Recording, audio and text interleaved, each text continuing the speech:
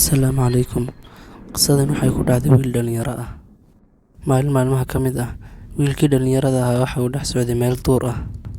Kadib isagoo sidii meeshii duurka ahayd iska dhex wareegaya, ayaa waxa uu ku arkay guri. Guriga kelidii ayuu ku yaalay kaynta.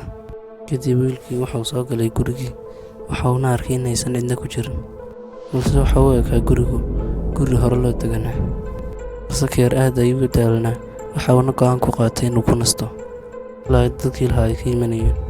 Kadibna wiilkii sidii uu u fadhiyey ayuu lugtiisa waxa ku riixay roog, waxaana uu arkay dabool ku yaala dhulka dhanka uu ku dul fadhiyo. Kadibna kii yaraa waxa uu isku dayay inuu kor uga qaado daboolka, waxaana ku arkay jaranjaro hoos u daadegaysa. Kadib kii yaraa hoos ayuu u daadegay, waxa uuna arkay arrin aad u khalkhalgelisay, sidoo kale cabsi aad u weynna ku beertay. Waxa uu arkay lafa la cunay oo daadsan, iyo gabadh meel shabaga ku xidhan oo qaylinaysa. Wiilkii aad buu u naxay. Run ahaantii qisadan waa qiso aad u naxdin badan, aadna u cabsi badan. Gabadhii way qaylinaysaa, waxayna u yeedhaysaa wiilka, balse isagoo aad ayuu u cabsanayaa. Xoog ayuuna ka qaaday waxa uu arkay, gabadhiina waa uu sii fiirin kari waayey.